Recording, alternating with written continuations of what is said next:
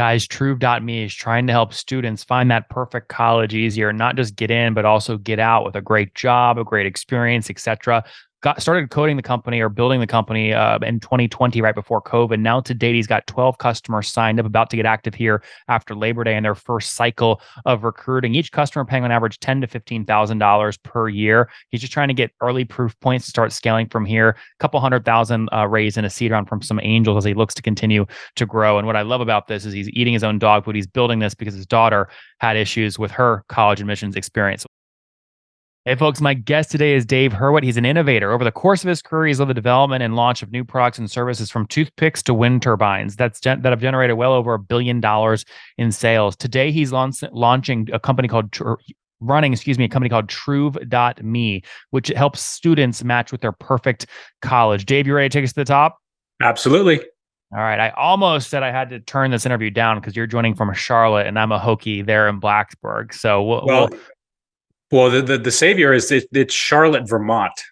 Oh, amazing. There we go. That's perfect. Okay. Nobody hates UVM. All right. So how did you, I guess, first off, how did an executive like you end up in a company like Truve? It sounds like you could have really done anything you wanted, but you were selling whirlpools back in the day. Why not stay in that space? Yeah, I spent my whole career developing new products and services, and it's just kind of how my brain works. I look at how something is working, how it's serving a market, and I iterate around it. And I just can't seem to turn that off. So when I came into the college admissions market as a father, I started looking at the deficiencies from both the student side and the school side, and just couldn't help myself. This is a market in desperate need of total transformation. Mm-hmm. Okay, so you're just because you are the founder of the business and you launched from your own personal need. Correct. Okay, that's great. When did you launch it? What year? 2000, right before COVID started. 2020 or 2000? I'm sorry. Yeah. February 2020. Yes. So you know about a COVID that I don't know about. Okay. Launched in 2020. I think it just feels like it's been so much longer. Yeah. So what was it? Daughter, son? What? Daughter. Okay. And what was the pain point? Like you were sick of paying $200 application fees? I mean, to help us understand the pain. Yeah, no. So, she was a kid within the system that has relative privilege, right? She had two parents who'd gone to college. She had a decent high school guidance counselor at her public high school. We hired her a private guidance counselor to help her through the process. And we put together a list. We drove her out to the middle of nowhere in New York State to visit the first school. And we drove onto campus and she said, no. I'm not even getting out of the car, Dad. This is the wrong place. I said, well, no, you're getting out of the car. But let's go tour and then let's talk about it. Right. So we went and had the tour. Got back in the car. I said, all right, tell you what, you jump on Spotify and improve the mood here with a better song. And I'm going to jump on Yelp and we're going to find a great place to have dinner tonight. And we're going to talk this through. And Spotify and Yelp nailed it. Right. And it occurred to me that their matching algorithm is so much more sophisticated than how we were trying to make this $250,000 decision about where to go to college. Yep.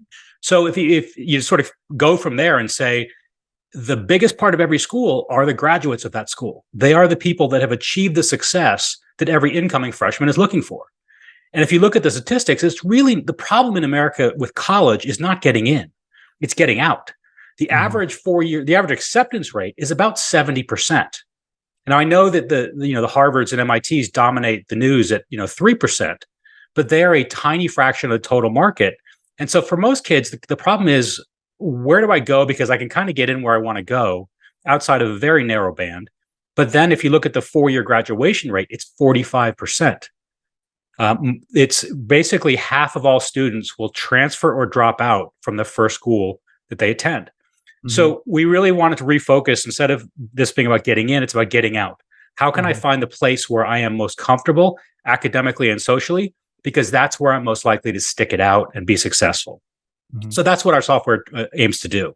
And how do you make money? If the school pays you or the daughter pays? No, right now the model is the school pays. Schools are collectively spending about $15 billion a year on advertising, marketing, and admissions costs. And this is a system that is profoundly unequal, right? There is significant advantage to the kids that have money, who have family history of education. And so there's a very much of a mission orientation for us to say, how can we use technology to level the playing field? Not only for the students that don't have the means coming into the system, but also for the schools that are sort of in that middle and lower tier of access and of financial So stability, Dave, so what do we the can help. schools, what do they pay?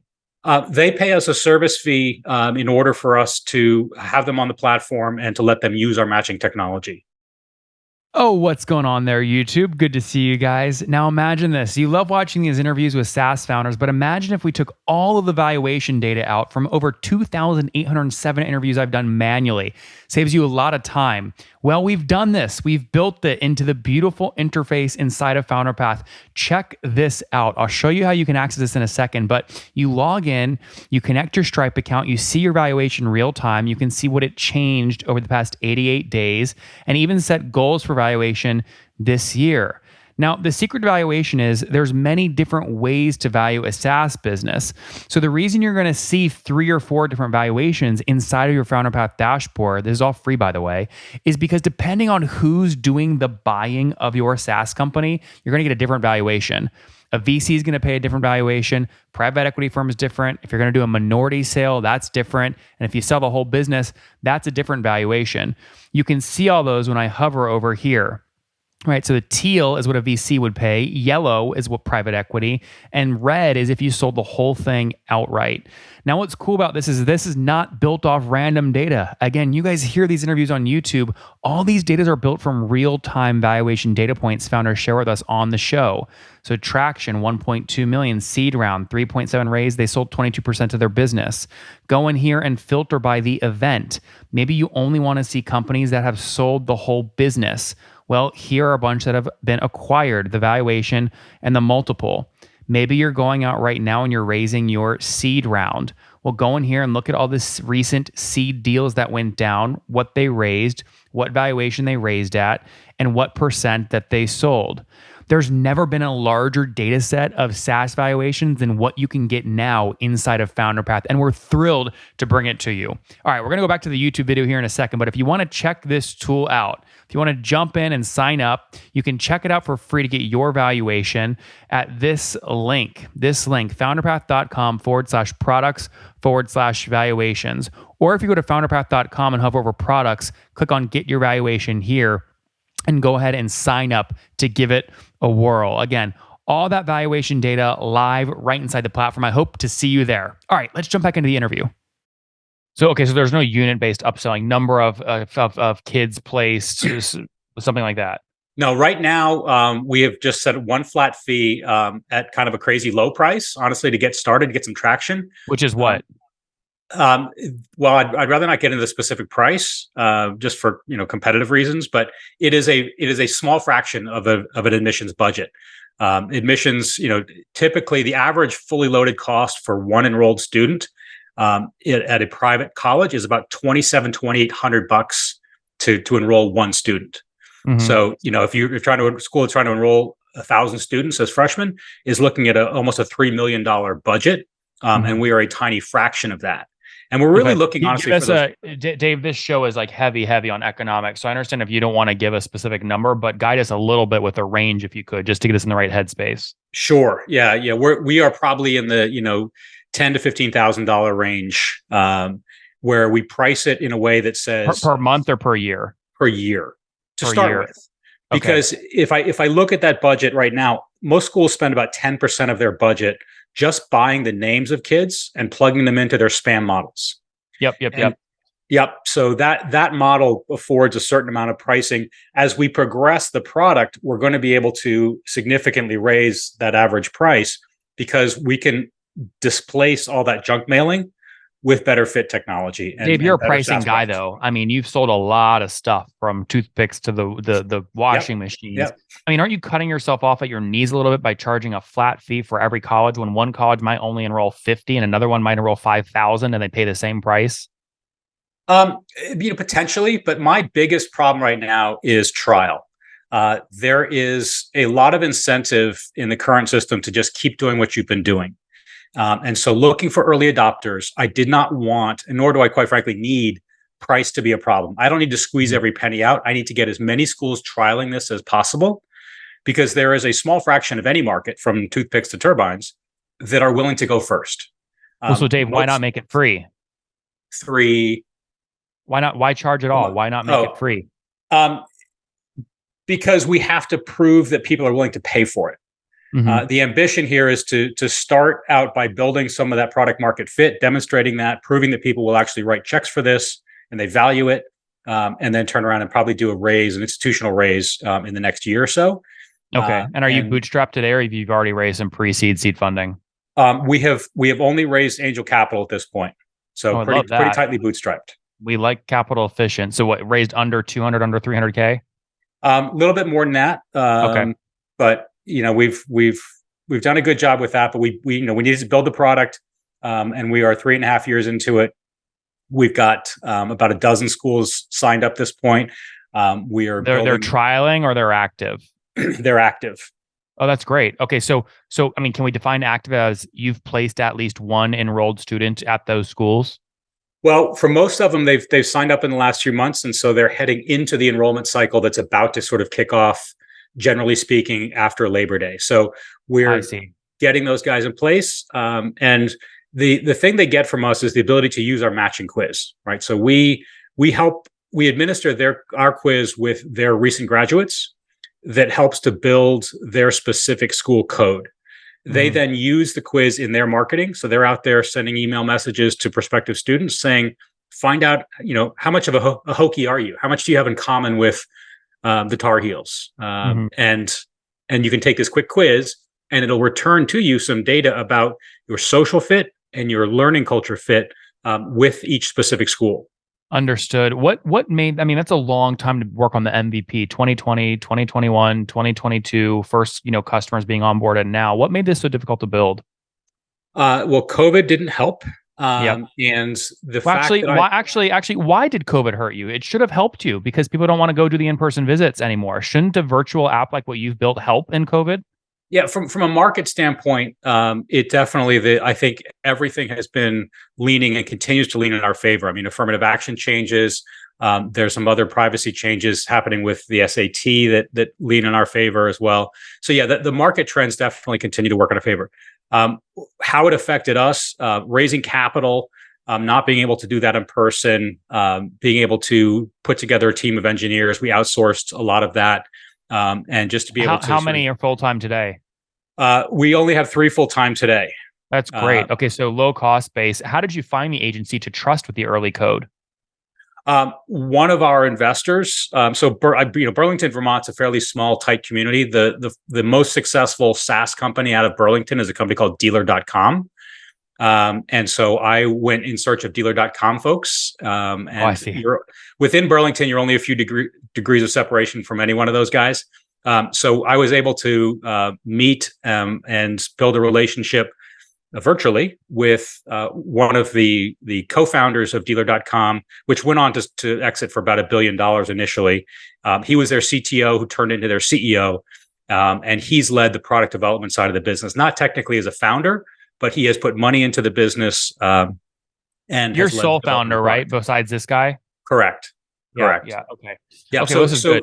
That's from a speed standpoint, it's definitely had an impact. The fact that I don't come from the college admissions business, I'm not a coder. I needed to build all that expertise, really sort of make sure that I was having us build this on a solid foundation of customer needs.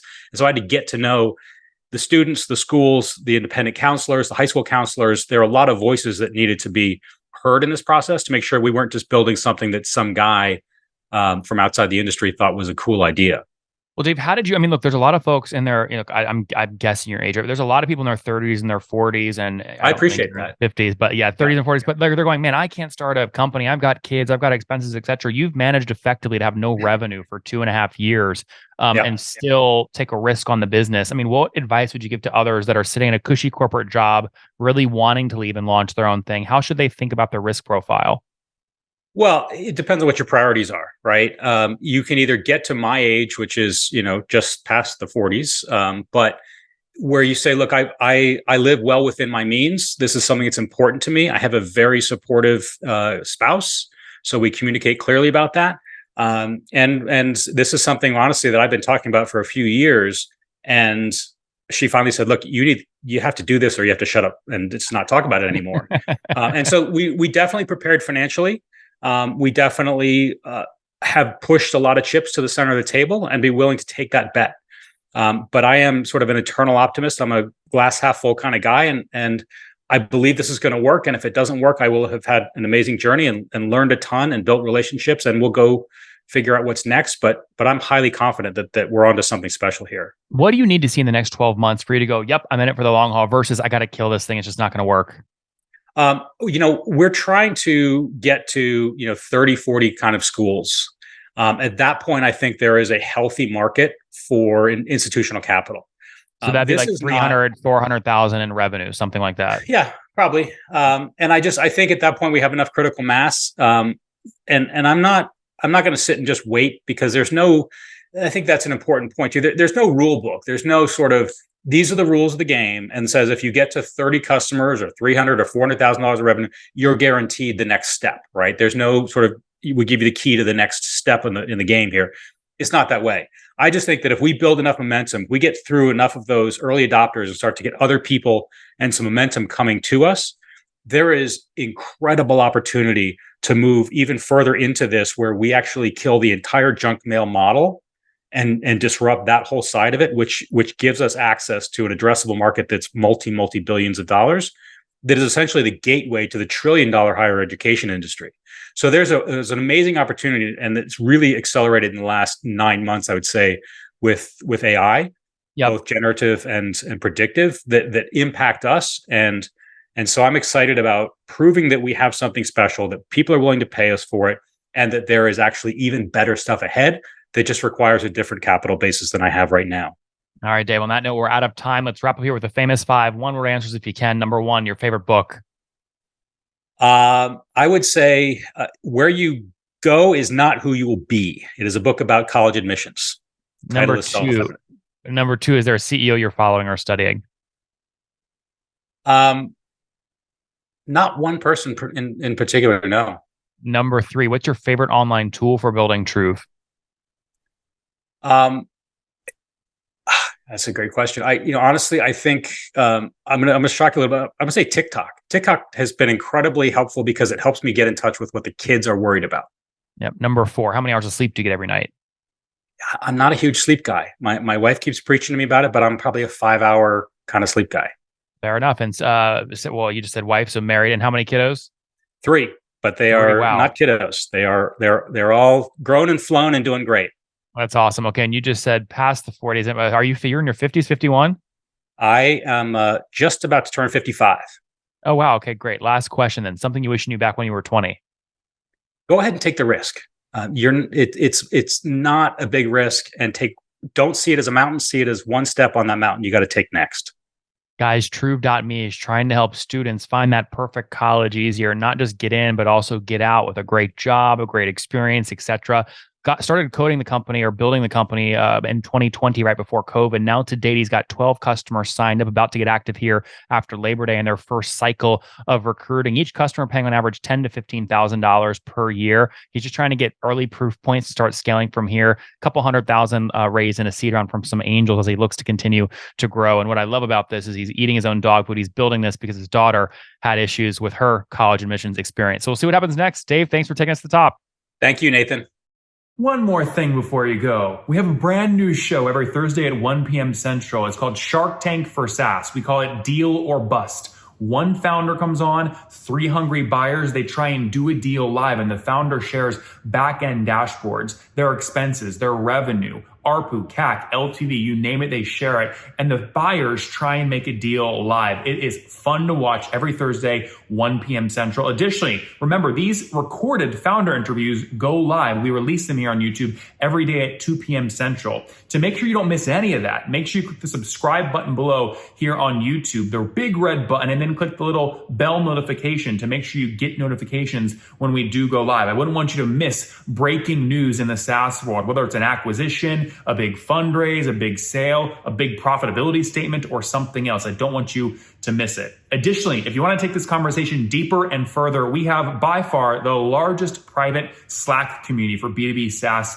founders. You want to get in there. We've probably talked about your tool if you're running a company, or your firm if you're investing. You can go in there and quickly search and see what people are saying. Sign up for that at nathanlatka.com /Slack. In the meantime, I'm hanging out with you here on YouTube. I'll be in the comments for the next 30 minutes. Feel free to let me know what you thought about this episode. And if you enjoyed it, click the thumbs up. We get a lot of haters that are mad at how aggressive I am on these shows, but I do it so that we can all learn. We have to counter those people. We got to push them away. Click the thumbs up below to counter them and know that I appreciate your guys' support. All right, I'll be in the comments. See ya.